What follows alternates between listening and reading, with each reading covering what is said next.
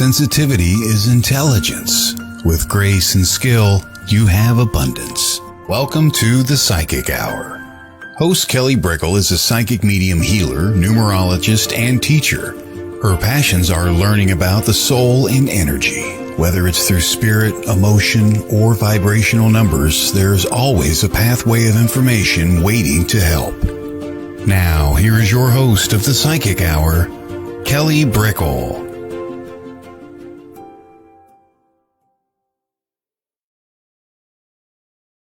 Hi everybody, welcome to the Psychic Hour on WLTKDB. It's great to have you on the show with me today. Remember, if you have any comments or if you have a question, we always take questions later on in the show when we have our expert on. And today we have Shelly Wilson. And so she's a fantastic coach, intuitive medium. I'll be introducing her more. She's created oracle cards. And she's really just a beautiful speaker and author regarding spirituality and works. And, you know, this is very much a part of her life. So we'll have her on later in the show. We'll dive into her life and her spiritual journey. And please, if you would like to comment and interact, please go to the WLTKDB Facebook page. And that's where we're at. So it's a little secret. Sometimes not everybody knows that. So I wanted to throw that in, right? The theme of the day, really, I want to focus on love and joy. I decided to cluster those two together because sometimes it's like love is kind of a polarizing word sometimes, right? Self-love, love of others. Love can be painful. Love can be glorious. Love can be amazing. Love can be conflicting, but joy is pretty straightforward. And we're really looking for that vibration in today's inspiration when we talk about love. So it's going to be the mixture of joy and love. And I think it's so important to talk about it because, man, the state of the world is a little wonky again. It always will be, right? That's the name of the game. But, you know, I'm sure some of you have heard of, you know, the news, like the Supreme Court news that was recent. And it's just like, sometimes whether it's news or things personally happening around us, family, friends, even a job, and it's just like we can't control what's happening around us. Of course, we can control sometimes our environment, our inner environment. And sometimes we can't even control that. And we have to start somewhere, right? We have to start from the ground up. And the one place we can control, I guess, work with is a better word, right? Co-create, really flourish is our inside world. And our inside world extends to the outside world because people go, well, you know, like imagination, that sounds nice, right? But it's our imagination creates and co-creates the world around us. I mean, our personality is the amalgamation of our inner states. Yes, we are reflecting the others around us and we are a mirror to our reality. Ooh, I'm getting deep. But it is our inner state because if we were just what's around us with the people we surround ourselves with, we'd be carbon copies, right? We'd be just spitting out verbatim sometimes, and we wouldn't have our own hopes and dreams and our inner thoughts and yearnings. So this all goes back to love and joy because it's like the vibrations we get around us can be wonky, but the vibration we cultivate in our own self, our minds, our feelings, or even our gut reactions, those can be changed. Those really can be. And there's this tool that I highly suggest. You know, there's many tools, but here's one cool tool. And I really have to give thanks and gratitude because the teacher who showcased this tool to me was Sonia Choquette. And Sonia Choquette is a wonderful lady. Look her up. She's a spiritual author, a speaker. She's an intuitive, wonderful, joyous, loving lady. So in vibration of what we're talking about.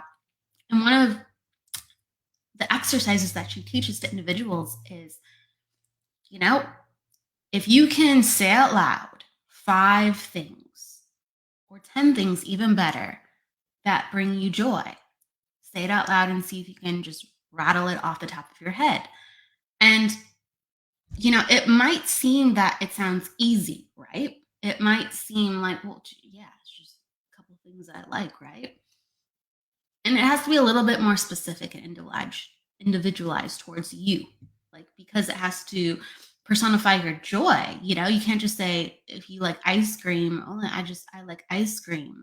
I guess you can, but like the whole point of the exercise, as I kind of key in with you on this, is vanilla or chocolate. You might hate vanilla and you might love chocolate. All right, so we got to get keyed into the vibration. What about ice cream like lights you up, fills you with joy? Is it the happy memories about the first time you taste ice cream, or did you do that every weekend after your friends, and you got out of school?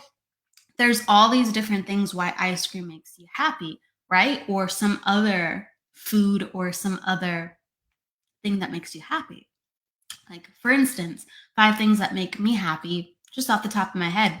I love rain and thunderstorms and lightning. I don't like to be hit by lightning. I don't want anyone else to be hit by lightning.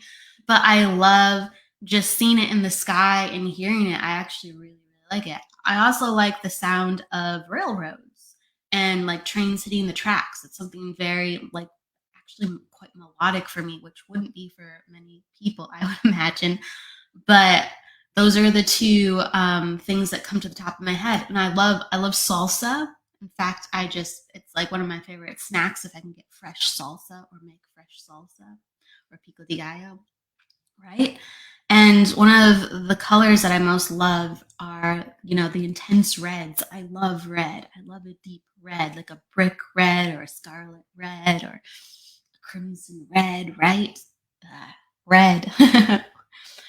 And another one, I love cats. Hey, I have 4 of my own, right? Could dive into that. I love cats. I had cats growing up, and they give me so much happiness. I love their unique personalities.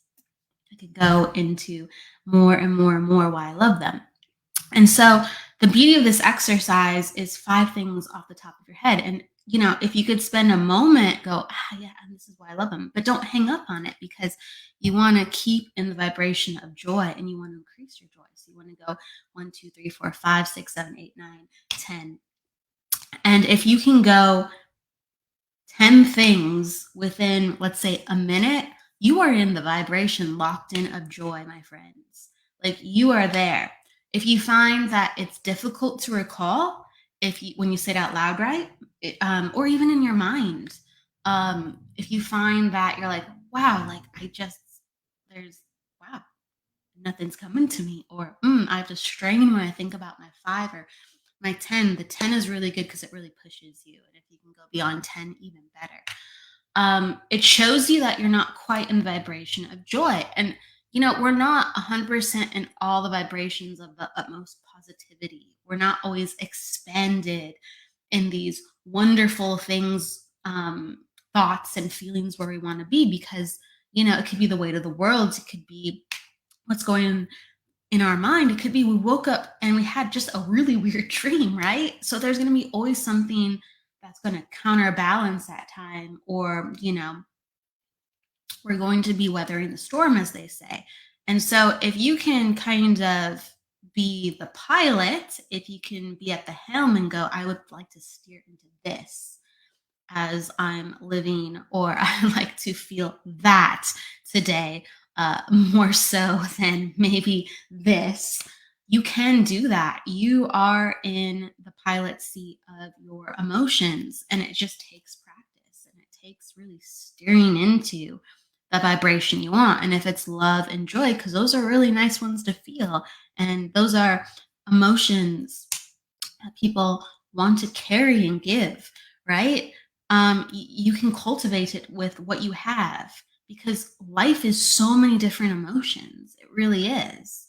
And it's not that we don't feel the bad. It's not that we don't feel the complexity. Absolutely. That's supposed to happen. But if we want to feel a certain way because, my gosh, we have to refill our battery, or we'd like to just experience something where we're like, life actually is this too, then my gosh, I highly recommend that exercise. If you can do 10 in a row, you've put yourself in the vibration of joy or love. You've put yourself in the vibration of something that lifts you up and reminds you of something you'd like to experience and something that has given you those exact emotions of joy and love. And it's all unique to every individual what that does for them. And it works because it's given you that. It's made you feel those things. You're not constructing it. Oh, I wish I was happy. I wish I was joyous. No, you remember when. And memory, it doesn't know the difference between past, present, and future. If you remember something, if you think of something, if you feel something, you experience it like it's happening in that moment. So it really is quite a fantastic tool, quite powerful, really, not to be taken lightly, to be taken with, the understanding of the beauty that it can cultivate inside of you and with others. So with that said, I want you to think on that. I'm going to give you some love and thought, and we are going to have Shelly on in just a moment. We'll be back and looking forward to having her, looking forward to taking your questions. See you in a bit. Hello, everybody. Welcome back. So we're going to introduce Shelly. She's an author, an intuitive medium. She's a coach, an oracle card creator. Hey, Shelly. And she is a conscious facilitator who is passionate about helping others wake up to their greatness. Welcome to the show. Oh, you're muted. You're muted. It happens sometimes. It's the funness of May. May is a vibration of 5. So sometimes that 5 energy is going so fast it goes, woo! We're going to throw in something that you didn't expect. And that's okay. Oh, okay. We're going to figure it out sometimes. I love are those roses behind her? Those are gorgeous. I love those yellow roses. I believe they're roses. Let's see. Okay. We still can't hear you. That's okay. How about this? Yes. Perfect. Awesome. We just stop and smell the roses. That's okay. Yes. I am so sorry about that. I should have been better prepared. But Kelly, I'm so glad for this opportunity to share a conscious conversation with you. Absolutely. Hey, it's just like, life happens. That's a theme that I say frequently. Right? And that, it's just to be conscious of whether it's seamless or, multifaceted, it's the perfect thing that needed to be experienced for whatever reason. And here we are. Yes. And I was listening to you talk about Sonia Choquette, and I was blessed to study with her as well at Unity Village, one of my favorite places in Lee's Summit, Missouri, and definitely get loving using that exercise, My Spirit Loves. So I can definitely relate with a couple of the choices that you presented as well. Absolutely. So you said Unity Village. I'm not familiar with it. You said in Missouri. So I grew up in Illinois, and she was in the area. So, Celebrate Your Life is a place that I frequented, and she also did some workshops sometimes, like in Itasca. So what was Unity Village like? Yeah, so Unity Village is where Unity Churches originated, and that's in Lee's Summit, Missouri. So she happened to be offering a workshop there, and that's one of my favorite places to visit anyway. And Sonia Choquette is one of my favorite people, so it was only natural that I go there at that same time. She was there to experience her. Cool. Okay, so it's a great resource for people to come find. Yeah. Does this still exist? Yeah. Unity Village is in Lee's Summit, so it was established like really long time ago when the Fillmores established Unity. So that's something that people can look up, unity.org or unitymagazine.org and so on. Very cool. So it's just one resource, right? So Hey, Shelly, I want to dive into your spiritual path and what led you to being the woman you are today. So really take me, either you can say what you are inspired most right now within your work to be, or you can take me all the way back to the past where you're like, I have to do this. I have to, get involved in spirituality. I'm having these experiences. Take me to where it started, or take me right now to what you're doing.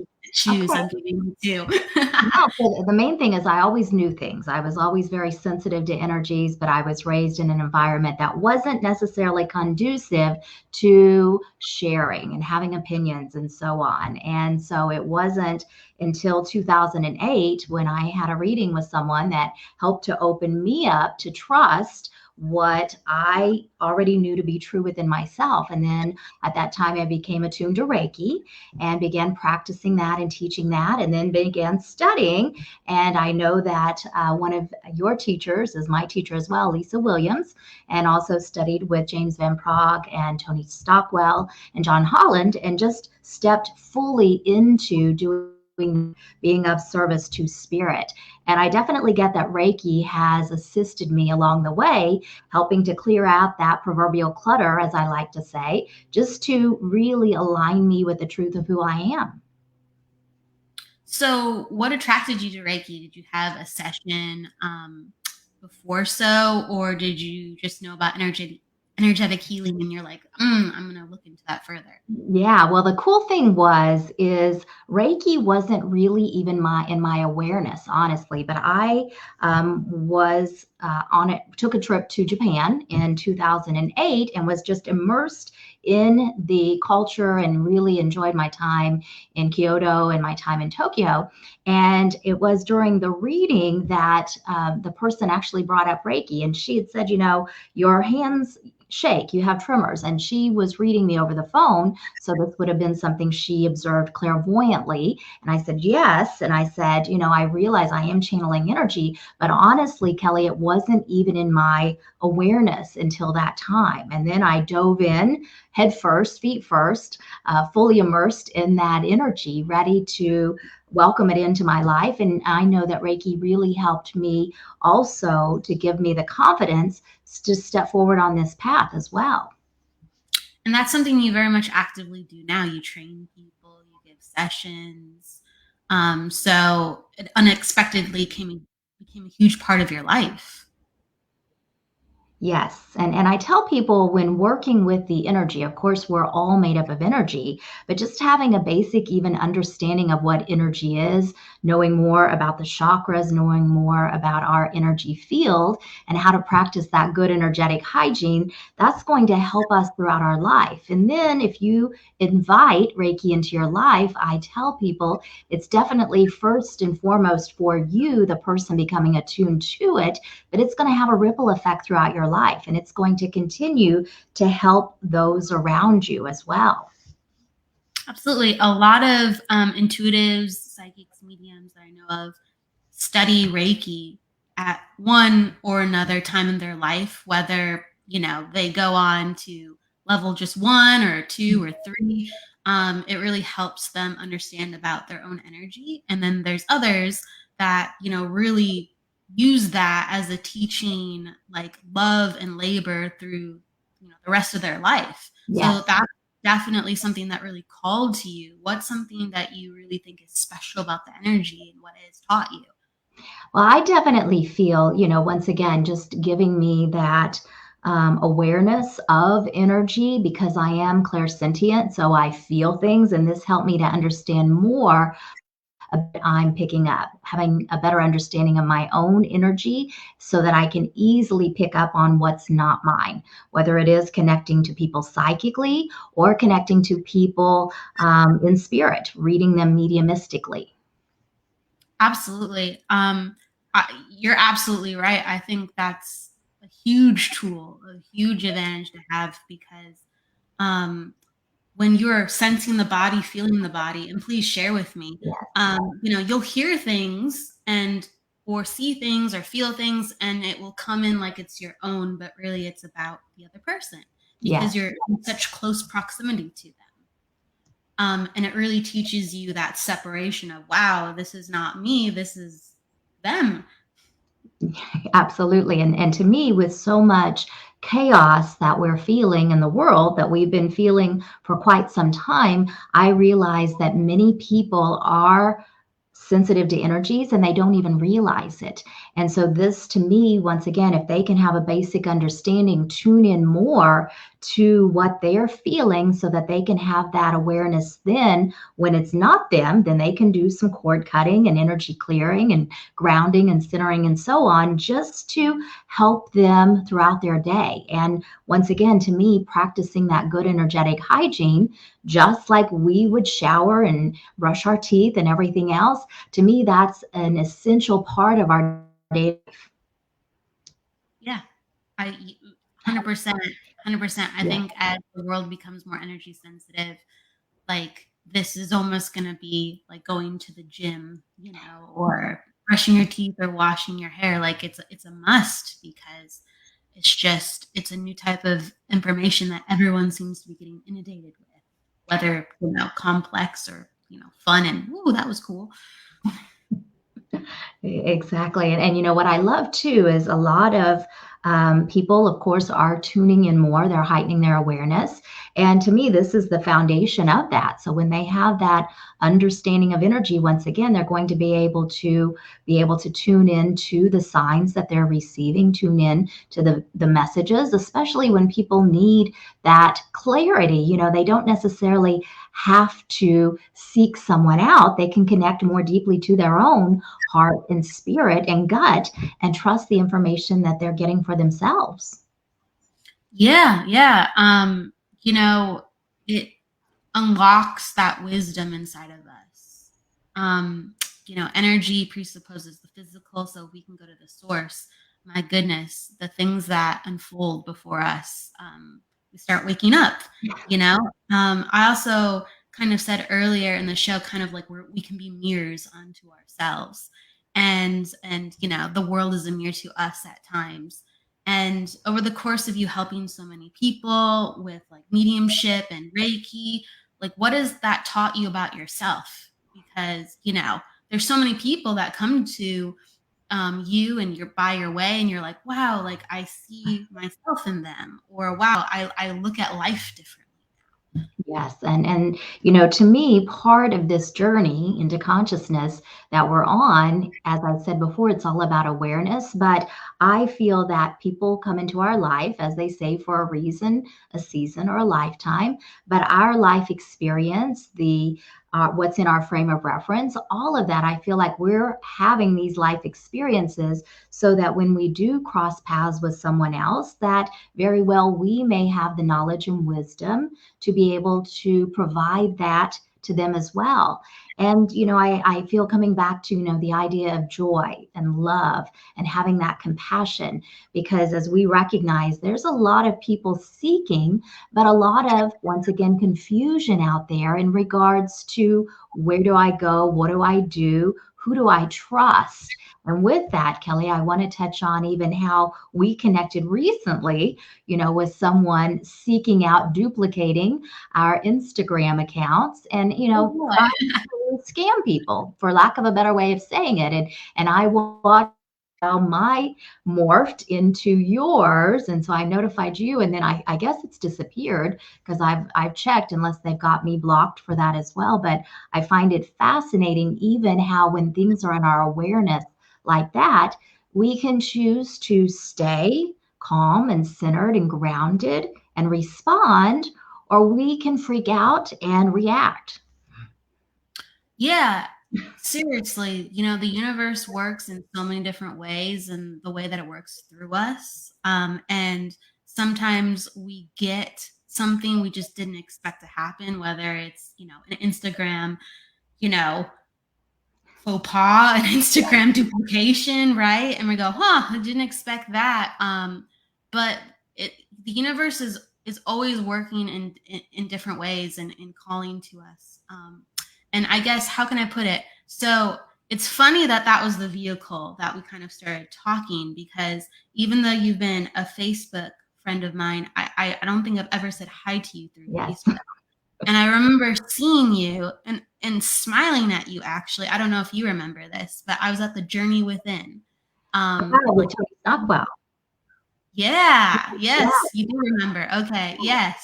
yeah. And So I remember going, okay, cool. Like, I like that person's energy. And so when I created the show, you were actually one of the names floating around in my head. And so when you reached out to me just through that Instagram, just craziness for a heart, beat of a second, I was like, okay, there's my sign. Might as well ask her. She was floating around in my head. right, And right, we had your name written down on a piece of paper. So right.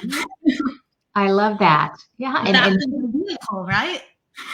I'm getting chills with that, Kelly. And the thing is sometimes it is just a matter of timing because, of course, that was 2014 when we were at the Journey Within and studied with Tony Stockwell, which to me, that seems like a blink of an eye ago, but in reality, time has passed since then. But once again, it's like, the universe, God, spirit, whatever term we wish to use, always has this great way of saying, hey, maybe the two of you need to talk. Maybe you need to meet. Let's see how we can make that happen. So, not saying that's how the universe conspired to create that scenario, but I feel like we were tuned in enough to say, okay, this is happening and so on and go from there. Yeah, it comes however it comes. And yeah, maybe not exactly that per se in, the intention behind it, but that's funny how it comes. Yeah. Yeah, so I was like, okay, green light. So thank you for, being on. Actually, too, I wanted to ask you, we have some questions. So I want to say hi to Jessie Cat. And throughout the show, we might just like talk about something that somebody asks. It's such, a naturally beautiful question. And she asks to talk about like Reiki more and if you can provide what definition of Reiki means. She's Yeah. learning. Yeah, so, working with William Lee Rand's definition, Japanese, or Reiki is a Japanese stress reduction and relaxation technique that promotes healing. The idea to me is just even think of Reiki as love, as that healing modality. And as far as I'm aware, it is the only healing modality that you're actually attuned to. There, of course, may be others, but none that I'm actually familiar with. So the idea with this is, hand placement, channeling that healing energy. And I'm a big believer in following your intuition. So I encourage my students to trust hand placement, to trust how long you're guided to place your hands in an area. And of course, you can do self Reiki as well as treat others. And that includes fur babies too. Yeah, yeah. It's life force energy. It's amazing kind of what people are guided to do with it because some people are really guided to work with animals and other people are like, no, people are my thing, and other people are like plants. And it will kind of like just unleash something inside of you, I think, really. Yes. Yeah. And You I feel think more. if you're drawn to it, if you are seeking it out, I feel like it's going to come into your life for a reason. Absolutely, absolutely. So, I guess we're going back to Reiki, right? What is something within Reiki that you feel like has really, I guess, helped others when, Well, you tune into working with the frequency? I'll leave it open-ended like that. yeah. Well, I definitely feel, once again, for people that, are seeking a session, of course, they are coming for a reason, whether they have a health condition or they need peace or other issues that they're needing support with, or of people that are wanting to become attuned to it. Of course, I remind people once again, if it's calling out to you, there's probably other reasons why it's there. I've had students come to me before thinking that it was because they were meant to help others heal. And to me, it's creating a space for healing. So even though we may be channeling that healing energy, it doesn't necessarily mean we're the ones doing the healing. We're the channel for the healing to occur. And I remind people once again that it's always for them first, but it will have that ripple. And I love when people have that aha moment realization during realizing why they're there in class, that it wasn't just to help others. With Reiki, and I know you do mediumship too, are they very separate for you, or do you find that there's overlap with the way that you There is overlap, Kelly. And what I realize too is if people are coming for a healing session, of course, their loved one may come through. And sometimes for a mediumship session, I may be guided to offer them Reiki as part of that. So I always trust where Spirit's guiding me in that direction. But typically, if people are coming for Reiki, I allow that to happen, but I'm not going to prevent, as I said, a loved one from wanting to come in because sometimes that's what is necessary for part of their healing. Absolutely. And is that something that you talk about then after the session, or, this person, I felt this person here? Yes, what I do is allow them time first to share whatever they were picking up or experiencing, anything they were seeing or hearing, and so on. And, sometimes they will say, I felt my mother here. And, that to me opens the door for them to have additional information. And sometimes people are a bit taken aback about what they experienced, and they don't necessarily have words to express that experience. So I just let them have space to process it, and then we can discuss it more.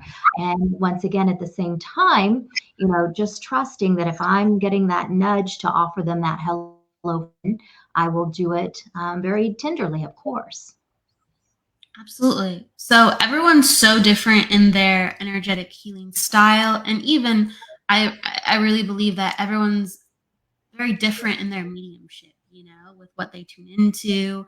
And please let me know, like, the different, I guess, tools you use within your work, because you do have so many different tools Mhm. that you use. So, like, how would you describe yourself as a healer, as, a reader, as a facilitator for people?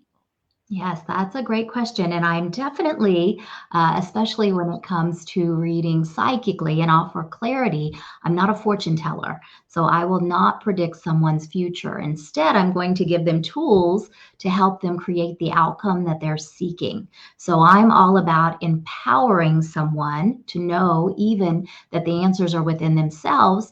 And I don't want to disempower them. So, what I find is even people coming with the same questions, I will just smile and say, but do you want a different outcome? Let's take a look at this. Or perhaps maybe a reading isn't necessarily what you need. Maybe it's some coaching and looking at that. Because if you truly are wanting something different, there has to be an intention and there has to be action steps in order to achieve that. And to me, everything that I do, my intention is to help others, to support them on their journey into consciousness, to experience aliveness. And I definitely want them to know that the power is within them, that they've always had that power. What's one of your favorite coaching stories? I think a lot of it has to do, just what's coming in is even the realization when people say, wait, I can create my future, my outcome, things like that. And I said, well, you can't create everything, because some people say, well, I want to win the lottery. I said, but this is the reminder that once again, you have the power within when you know that everything is energy. Tune into that and know your intention behind it. Align your thoughts, words, and actions. So I'm just recalling my memory with a woman that I had worked with for a bit. She had first come to me at a spirit fair, and she was just gloomy, doomy, down and out, and very frustrated that life wasn't happening how she wanted it to be. And I stayed firm and gave her information with much love. And now when I see her, she just smiles and says, I just appreciate you holding space for me. And yes, I was very angry and frustrated with life, but you helped me to see things differently. And that helped me to get to where I wanted to be. So holding space is a lot of holding space. It's a lot of, Yes. just letting people know that it's safe and okay, and to let just whatever comes out, but then to feel like it's neutral, how you're there for them. Yes. And for people that aren't familiar with what holding space is, I mean, this is literally allowing something to happen, thinking of love when you think of that person, even praying for them, if you want to use that term. And a lot of it is just trusting that they're having their human life experience, that they have free will and the power to choose, but you're holding space, meaning, and I like to just envision them surrounded in love and light and peace. What's something that you frequently, I guess, say and cultivate within your coaching clients? What's something that you find really opens up their hearts? A lot of it is just the reminder that they're loved and the reminder that they are worth it and that it's okay to practice that self love and self care, that it's not selfish as some people originally deem it. Having boundaries is important also, and that it's okay to choose themselves. Once again, we're all having this human life experience, and sometimes we feel like we shouldn't make ourselves a priority, but in reality, that to me is a necessity. And as they say, Kelly, we've got to keep our tank filled and we've got to keep our battery charged, because if we're running on empty, we don't have a lot of energy to provide to others. Sure. So, within your life of becoming a coach and an intuitive and a healer, what order did you find that it went in as you started to open up your skills and abilities and understanding about yourself? Yeah, so definitely working with Reiki, becoming that channel for healing, and then stepping fully into doing mediumship readings, doing psychic readings. And to me, the coaching just came naturally as part of that. But I know it began with Reiki. And what was interesting, when I was younger, I'd always thought about, well, I want to be a teacher. And then I decided, yeah, I don't think so. I want to go on. I got a business degree and working with accounting and so on.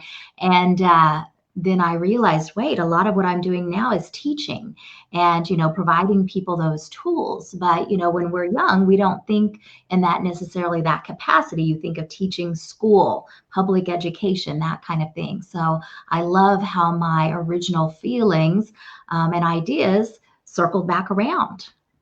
Absolutely. And so you're teaching, you're speaking, like you're an author, so you're constantly sharing your knowledge and uplifting people. And so what was the first I guess moment where you're like, I have to write? Like, I have to yeah. Take me through that story.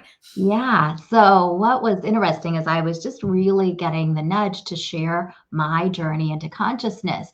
And so I wrote the book and then I sent it off to publishers, just hoping that, someone would want to pick it up. And they pretty much said, um, it's too autobiographical and you're not well known. So Wow. that's the gist of it. So I just set it aside. I had 2 courses with the Daily Om, and so I was guided to go ahead and convert those courses into books. So those were the first 2 books that I published, 28 Days to a New You and Connect to the You Within. And I decided, you know what, I'm just going to self-publish Journey into Consciousness. So I did that book. And that is my story, my life up to my awakening to when the book came out in December 2013. And throughout the book, I put tools for your journey, how you could relate to some of the things that I experienced. And it really helped me just to share some of those things in life that I had been going through. And then a couple of years ago, right when the world changed, so to speak, March of 2020, is when I published Embracing the Magic Within. And that book is a compilation of personal stories, words of wisdom, tools on your journey. And I purposely created the book so it would be also used as an oracle. So you can literally just hold it up, open it up randomly, and ask Spirit, what do I need to know at this time? And see what page you land on. Very cool. Is there like a deck that goes with it? Yeah, Or so I created 2 decks of cards as well. I created the Cards of Empowerment that came out in 2018, and I took all the pictures myself with that card deck. And then I also was guided to then do clarity cards when the book came out, Embracing the Magic Within. So both of these decks are meant to be used as oracle cards, where you can ask specific questions, or you can just ask, what do I need to know at this time? And see what comes through. is that a way that you like to work with people as well, like pull cards for them? It is. What I love is, when I offer mediumship, of course, that is focused on connecting with their loved ones. When I read psychically, offer clarity, I give what comes through, but then I also like to work with a few cards as I do that. And so, of course, one of my go-tos are the decks that I created, and inevitably, what I had just spoken to them, then Spirit's giving a visual. So I always love how that works. Absolutely. Yeah, especially if you create the cards yourself, you're just so familiar with the symbols, right? So those Right, right. really, really good locked in readings. So yeah, like wow. As you can see, everybody, like author, oracle card creator, coach, healer, medium, just a very, very multifaceted life. Um, at what point did you because you said you started with Reiki first, right? And Mhm. everything created from there. Um, what really, I guess, led you to you were in Japan. I'm backtracking as like I'm seeing this. You were in Japan. Like, what led you to even Japan? Yeah, so one of my childhood friends, she was working in Tokyo, and she said, Shelly, you want to come over? And I was like, how could I not want to come over? And got to enjoy that time there. And yeah, she had to work a good portion of the time that I was there, and I just decided to explore. So I got to see a lot of things just by myself. And then we spent several days together in Kyoto and enjoying all of that as well. And then the next summer, it was really cool because she had a trip to Australia. And she's like, hey, Shelly, do you want to come over? I'm going to have to work, but we're going to have time as well. So I got to go to Sydney and then also go to Cairns and go to the Great Barrier Reef and enjoy that time there as well. So definitely great memories those 2 summers and just spending time abroad. Wow. So it's just yeah, fate just like led you there. So your friend who worked there, Hmm. um, like with Usui, right? So Mika Usui is the creator of kind of modern day Reiki as we know it. Usui Reiki. So I'm just gonna kind of put a little history in for people who are kind of connecting to what we're talking about. We're gonna be talking about kind of like just the inception point of Reiki for a moment. Mika Usui was in the Kyoto and Tokyo area. So did your friend even like know about Reiki herself? No, no. And interestingly enough, after those 2 summers, and my path was going in the direction that I am now, of course, and she didn't necessarily agree with my life changes, so we've no longer been in contact. But as we recognize too, we do come together for, as I said, a reason or a season. And I know that part of that journey was, saying yes to those opportunities and being there. And, at the same time, yes, feeling a little sad that we're not still in touch, but I feel like we're growing in different directions. Yeah, yeah. That's something really important to talk about because throughout our life, as we change, as we grow, people just don't resonate with everything that makes us so joyful and happy, Yes. and we have to like really stick within the commitment of loving ourselves. So I kind of have this like, belief that, we come from love, we'll go back to love. And, maybe while we're on earth, the time that we share with others that we you know the lifetime that we share with others, what I want to say is that might not personify love like we remember, but when we see them again, without the limitations of this lifetime, we can return back to that love. So it's kind of like a temporary goodbye, right? Or it's a temporary Absolutely. like I'll see you later. Right. Yeah. The way I look at it too, Kelly, is, once again, we're all having our human life experience. And when we realize that we're having our experience, as is everyone else, then as we change and grow and evolve, others will too. And sometimes the relationships shift. And, it's not good or bad, it just is.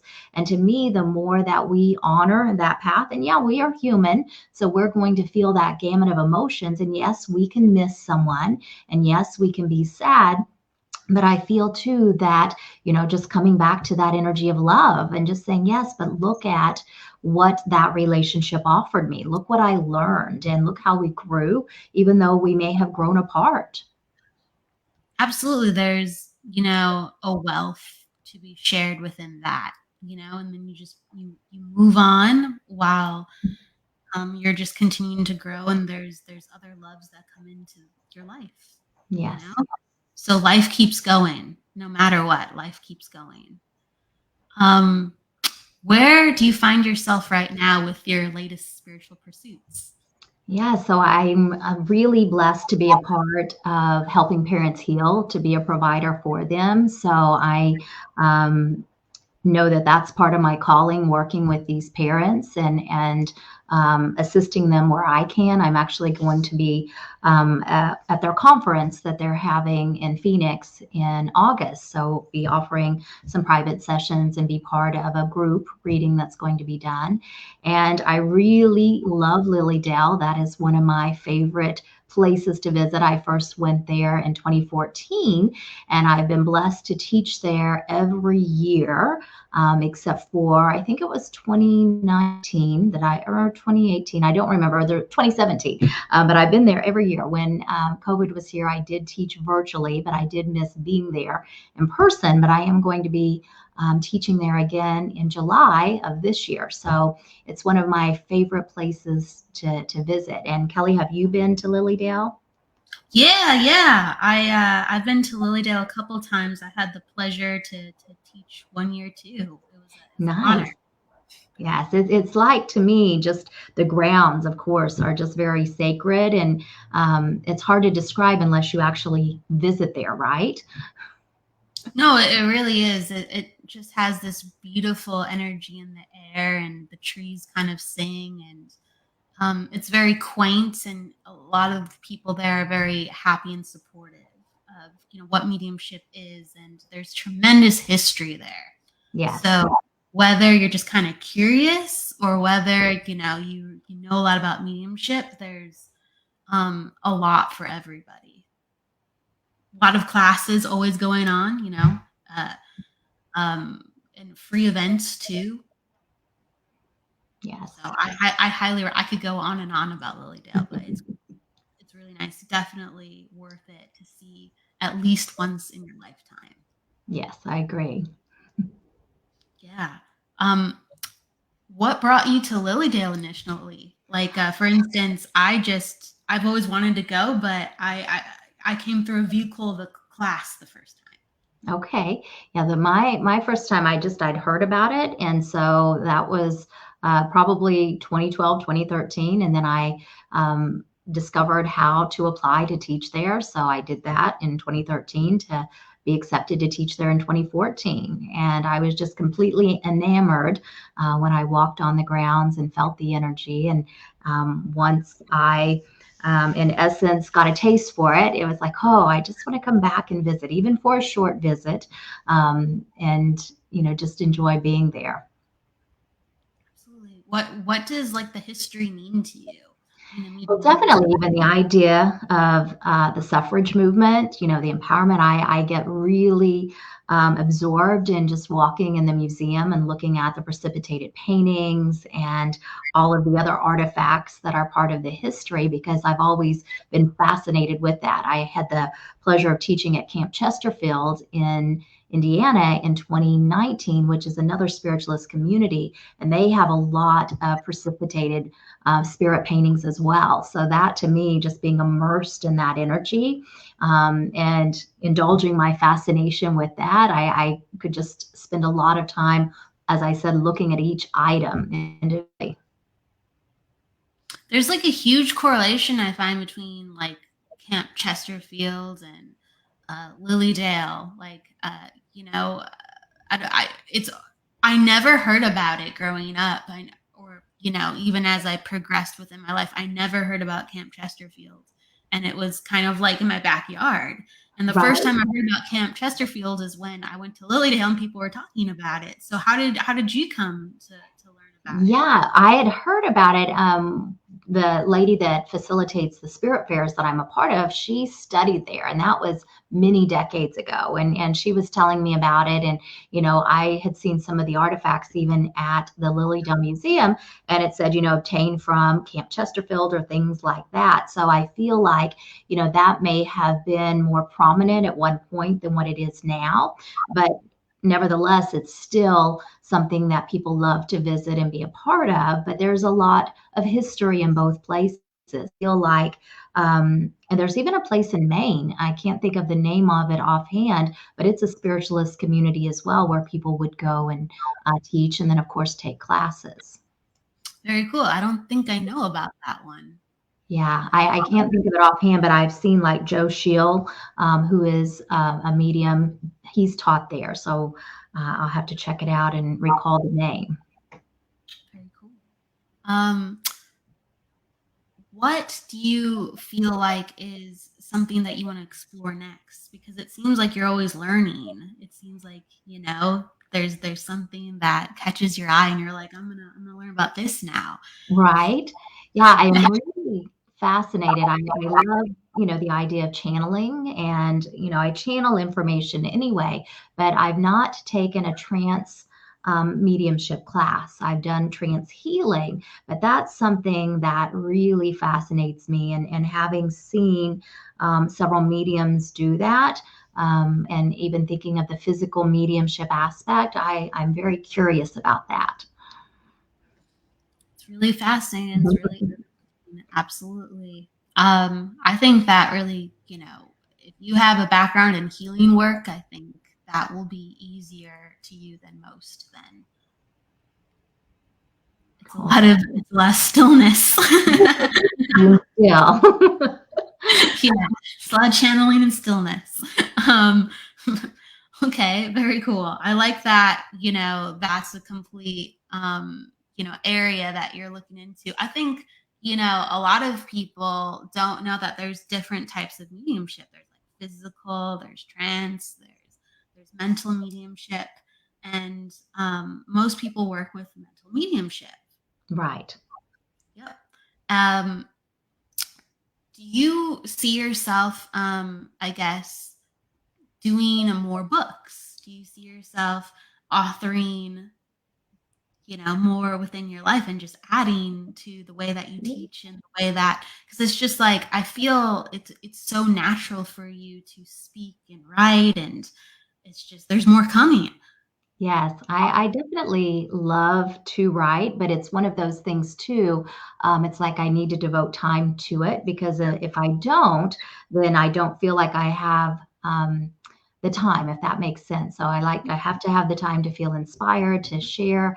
I've been very blessed to be able to speak several times at different Unity churches. So this is something in the area. I'm here in Oklahoma, and so I speak once a month at a Unity church in Bentonville, Arkansas, and periodically at one in Fayetteville, and also periodically at one in Tulsa, Oklahoma. So I'm got several coming up again. So I like to prepare my talks in advance and be inspired to do that. And I thought too at one point, maybe I wanted to explore the idea of becoming a Unity minister.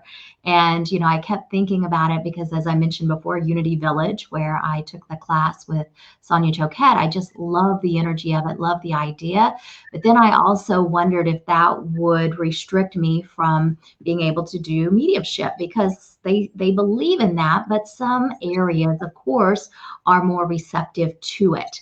And I just didn't ever get yet the absolute nudge to pursue that type of ministry. So not saying that that's completely out of the picture, but I'm just waiting to have that spark. So in essence, I get to have that opportunity in regards to speaking to these churches, but not having to fulfill the requirements of being a Unity minister to do that. Yeah, there's different requirements for different churches. Like to not just be, I guess, a minister for a spiritualist church, right? Right, right. Um, Interesting, fascinating. I mean, that seems something that would give you so much joy. Kind of like coming full circle. What are things that you do within your life to facilitate your joy and maintain that vibration for yourself, that love and that joy? Yes. Well, prior to coming on, it's been raining here in Oklahoma. I know you said you love thunder and rain and all that. Well, we've had plenty of it today, Kelly, but I just enjoy even sitting at the window when I get a break and watching the birds and watching them coming. The hummingbirds are here. I just saw an oriole and others. And so enjoy spending that time doing that. I have lots of flower beds here at our home, and I like to maintain them and just see what emerges from the earth each day. And salsa is on my list too. So chips and salsa bring me joy as well as lavender. And I love clean sheets on the bed. That's one of those things. If I could do it every day, I would totally do that. It just takes a little time to change the sheets, but just little things like that. And I'm all about if something feeds your spirit and lights you up, then do it. This life is meant to be lived. And so it is doing what we love and thriving. Absolutely, absolutely. Um, that's you're making me laugh at the clean sheets every day. You're like, hey, yeah, right. It's the little Right. thing, Yeah. right? How about dragonflies too? I see you have one around your neck, and that's something that Yes, I love dragonflies. They are definitely something near and dear to me. Not only do they frequent the place, but they have a special meaning. And, when we think of the animal messenger book, I have this one right here, Ted Andrews. They're a reminder to shine. So, time to shine. time to shine. Yes, Uh, yes. I even got one on the wrist, a tattoo that says shine, and the other one says love with a butterfly. the So, butterfly. yeah. That's very cool. Do you have butterflies and dragonflies come to you in some unique locations because of that? Yes, and I'm here in a rural area, so we live on 13 acres, and with Wow. all this rain, everything is greened up over the past 24 hours, and just everything's growing. And yeah, lots of wildlife come, and of course the birds and the butterflies and dragonflies and all of that. That's beautiful. Yeah, I didn't know there was so much land around you. Sounds gorgeous and green. Yes, yeah, gorgeous and green. I live an hour from Tulsa, so we've got a big city close by and several smaller towns, but I definitely appreciate the nature environment versus the busyness of life that can happen in a city. So, what do you say to people who, I mean, everyone's in a different location. Some people are in the city, some people are rural, suburbs, and sometimes they don't have access to, bookshops or teachers or events. What did you do within your life? I'm sure a lot of driving. Right, definitely a lot of driving, but the beautiful blessing over the past couple of years is so many people are going online, as you know. I mean, thankful to Zoom and to these opportunities that we can have in this way, for connecting. So I love the internet. Of course, I was alive before the internet came, and the idea is, we can literally at the tip of our fingers. Access anything. So a lot of it is practicing discernment and make sure that the resources are credible, because some things, as we know out there, it may be that we've got to run it through our filter and decide, does this resonate with me? And how do you live your life by discernment with like the Yeah, a way the lot of world works? Yeah, I'm smiling because I had several experiences when I was first waking up where what someone would tell me, I would believe. And, some people may say, well, you're just naive. But, part of that is learning discernment, that just because someone tells you something doesn't mean it's true. We can run it through that filter, and I distinctly remember me, I had an attachment and they needed to remove it from me. And for X amount of money, they would take care of it. And of course, I was like, oh my gosh, yes, take care of it. And not saying that they gave me something, Kelly, but after I was done, I felt worse. And someone else is like, yep, this is what happened. Don't ever let someone approach you in that way and tell you this, because they probably don't have the highest intention when they're doing that. And so I learned definitely from that experience. How did you build up connecting to your truth? How did you awaken yourself? A lot of it was, even knowing about the solar plexus, shining our light, feeling confident, feeling empowered. And, I even remember when I was young and in Sunday school singing that song, This Little Light of Mine.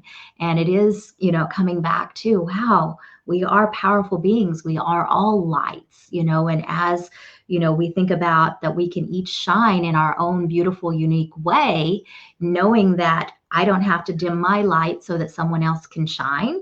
That to me is what's really important, that we can all shine together. Do you have you said you're very clairsentient. Do you have sensations within your body as you learned more about your light and let yourself shine and trusted yourself?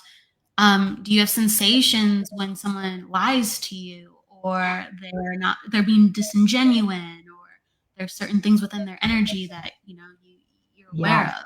Yes, and a lot of it, I will literally feel sick to my stomach and get a headache and just overwhelming, feel bad, and I know that, oh, this is not good, or this is low vibration, this kind of feeling, and it is a matter of doing some clearing, cord cutting, centering to bring myself back to that. I know there's all different vibrations, all different frequencies, and as I like to say, none's not good or bad, it's just a vibration, so think of things that feel higher, lighter, brighter, like joy and love, and then the lower vibrations are the fear and the worry and so on. And so even people that may be very consumed with fear and worry, being around people like that, it can make us feel heavy. It can make us literally feel, nauseous feeling too. So I think once again, whether myself or other people that are sensitive to energies, it is just knowing what our energy feels like, and then know what we feel when we are around other people. Yes, and it can be as subtle as we just all of a sudden we have a different behavior or a thought, and it's because it's influenced by someone else, and to build up our energy so strong that we start being influencers in ways that are helpful. Hopefully, we're all human. We're all very human, but Yes, and we all have the power to shift energy. I mean, even coming to a place that feels heavy, then we can just smile at someone and shift the energy in the room. We can speak to someone. That's why I remind people too, especially that, we don't know what is going on in someone else's life. This is why we can have compassion, we can hold space, but we don't ever want to be in a place of judgment because we're not walking in their shoes. So it is a matter of just knowing that, allowing people to have their experience, but at the same time, just holding space for them and thinking of them whenever we can. That is enough to move some energy also. stepping into the role of a spiritual teacher, and yes, like we don't always know what's going on within everyone's life, and a lot of people um, come to you for help, for understanding, for clarity. So being a teacher and a speaker and an author, I'm talking about the way that you communicate and share your life and your voice. Did you ever have to rectify putting yourself on a public platform and really showcasing your life and being so vulnerable? Well, what's coming to share with that is definitely Reiki helped me to feel more confident to be able to share messages. One thing I've experienced since I was young is essential tremor. So my hands shake, and people may look at me, especially if I'm holding a microphone in my hand, that I'm nervous. And I'll be like, no, I'm not nervous. I just, my hands shake. It's something I deal with. But I will tell you, before Reiki, I would be very nervous to be in front of people, to share a message, whatever it may be. So I know that Reiki came into my life first to prepare me for what was next. And, the main thing too is to just know that even if I share a message, share a personal story that, I may feel very vulnerable to share, that if it affects one person in a positive way, then that's all that matters. And sometimes we don't even realize the power, once again, we behold by sharing a message with someone or even seeing them. I keep thinking back to the quote from Brene Brown: show up, be seen, answer the call. And it can be hard work showing up and being seen. And the idea, too, is just to know that, once again, we're all human and we're here having this human life experience together. And sometimes our paths cross in beautiful ways, and other times they may cross it at later times. But even coming back to knowing that we're all powerful creators, we just have to become aware so that we can create consciously. Absolutely. And so becoming more aware and, just continuing to live our lives where we are investing within ourselves, Yes. we are putting ourselves out there, and we might be nervous whether we're speaking or whether we're taking a class, right? We might be Right. nervous to show up, but there's a reason that we were called to show up, and the rest will unfurl, and to trust. To trust. Yeah. Absolutely trust. Speaking of awareness and for people to see you and find you, what are some of the classes you have going on where people can come and join you at, or where can people just find you on social media? Yeah. So, first of all, my website is shellyrwilson.com. You got to put that R in there, or you're going to get someone who's not me. And I'm on social media, on Instagram at Intuitive Medium Shelly, also on Facebook at Intuitive Medium Shelly. And then I also have a page for Journey into Consciousness and Embracing the Magic Within. And I am going to be in Lilydale in July, and those classes are going to be offered online via Zoom as well. And I do plan to offer some additional classes. During the summer, I don't like to book a lot because I do enjoy my time outdoors, but do plan to offer a development class series again. I offered this in February and March, and I do plan to offer that 8-week series again in the fall. So if you would like to sign up for my newsletter, or you can just visit my website periodically, I'll be posting that information once it's confirmed. Excellent. So come find Shelly. There are a multitude of offerings that I'm sure would perk your interests. Shelly, thank you so much for being on the show today. Yes, well, thank you. Keep shining, Kelly, because you're doing amazing. Yes. Thank you. I shine my light and I shine it back your way, and we'll bounce our light back and forth. Right? Golden light everywhere. Let's do it. It's funny. I've been thinking about golden light a lot for some reason. Well, actually, it's not for some reason. I could go into a story about it anyway. But golden light, I'll take it. Let's shine it. And thank you so much. Is there anything that you'd like to share before we go? I don't usually ask people that, but I want to know. Let's just, I'll pull the card real quick. This is from the Cards of Empowerment. And the message coming forth says, achieving the outcome you seek, which is a sunflower. So this is that reminder to stay in your power, to really get clear about what you want and know that you can create that. Sunflower, it's the symbol of mediumship. It's the symbol of so very much. It is yellow and golden, like the lights were shining. Yes. I love that you pulled a card. So beautiful. Thank you so much, Shelly. Um, until next week, everybody, I'm going to wish you love, luck, light, and a fantastic week. Take care.